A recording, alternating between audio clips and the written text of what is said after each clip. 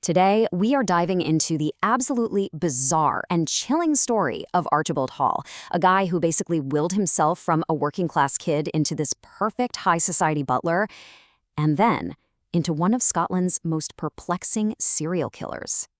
You know, that was said by someone who was literally handcuffed to Hall right after he was caught. And it just cuts right to the bone, doesn't it? It's the whole mystery of the case. A man who projected this image of perfect civility while behind the scenes committing acts of pure brutality. So that's the big question, right? Was he some kind of criminal mastermind? A totally deluded fantasist? Or something else? To really get a handle on the monster, we have to first understand the man, or, the man he pretended to be. Hall's entire life was an act. I mean, it was a full-blown performance, inspired by those suave, debonair rogues he'd watch on the big screen back in the 1940s. He wasn't born into any of that wealth or glamour. He just decided he was going to build it all from scratch. Okay, so look at this. This is the two sides of the coin. He was born Archibald Hall, a kid from a working-class Glasgow neighborhood who absolutely hated his name. He felt like it chained him to a life he just despised. So what does he do? He creates Roy Fontaine. And this wasn't just a new name, it was a total reinvention. We're talking elocution lessons to sand down his Scottish accent and a carefully crafted aristocratic personality. But get this, his time behind bars wasn't about rehabilitation. Not even close. For Hall, prison was his university. He didn't learn how to be a better citizen. He studied etiquette books. He learned the customs of the upper class. He basically turned his prison sentence into a masterclass for his future cons. So with his new persona, Roy Fontaine, all polished and ready to go, Hall sets out to infiltrate the world he so desperately wanted to be a part of. But he wasn't going to climb the social ladder. No, he was going to sneak in through the servants' entrance. And this was his go-to move, the butler ploy. Hall figured out that a butler has a position of almost absolute trust inside a home. Once he was in, he had access to everything: valuables, secrets, bank accounts. It was the perfect position for him to steal his way to the top. For 40 years, he perfected this playbook. First, he built the persona. The polished shoes, the expensive suit, the right way of talking. Then he'd use that charm to get his employer to trust him completely. He played right into their stereotypes of what a refined gentleman should be, and here's the kicker. He delivered every single lie with this unshakable confidence. It was, for a long time, a flawless performance. But after decades of being a con man, something just snapped. At 53 years old, the character he'd so carefully built started to fall apart, and the smooth-talking con artist turned into a callous killer. This was not part of his Hollywood script. The first to die was David Wright. Now, tensions between these two criminals had been building, and Hall just decided enough is enough. They're out on a supposed rabbit hunt, and Hall carefully counts the shots from Wright's gun.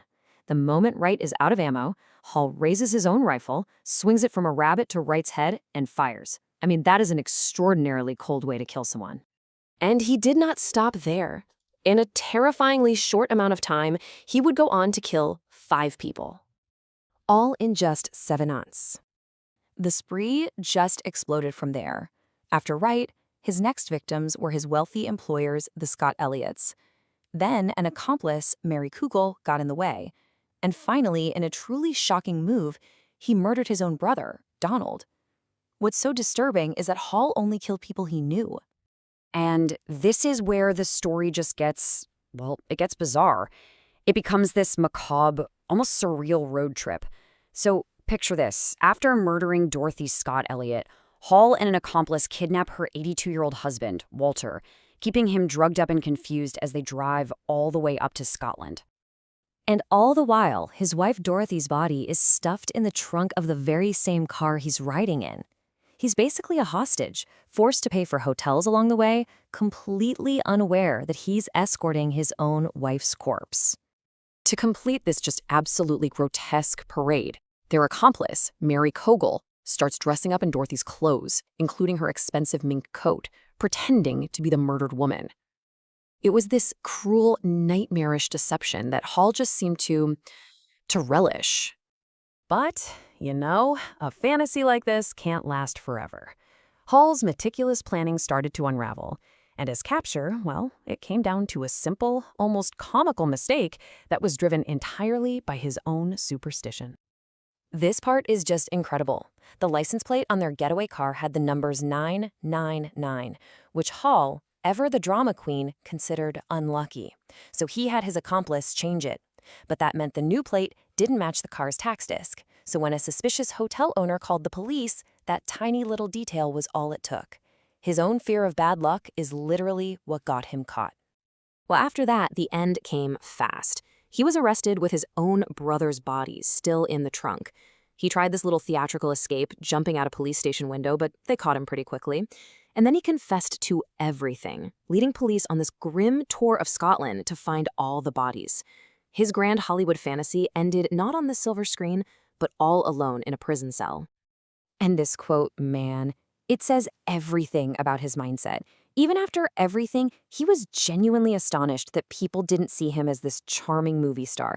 He truly believed his own performance. In his head, he was a sophisticated gentleman, not the brutal killer he'd become. Which really leaves us with this one haunting question, doesn't it?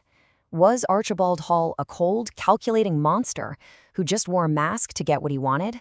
Or was he a deeply deluded fantasist, so lost in his own act that when the curtain finally fell, he chose murder over ever letting that dream die?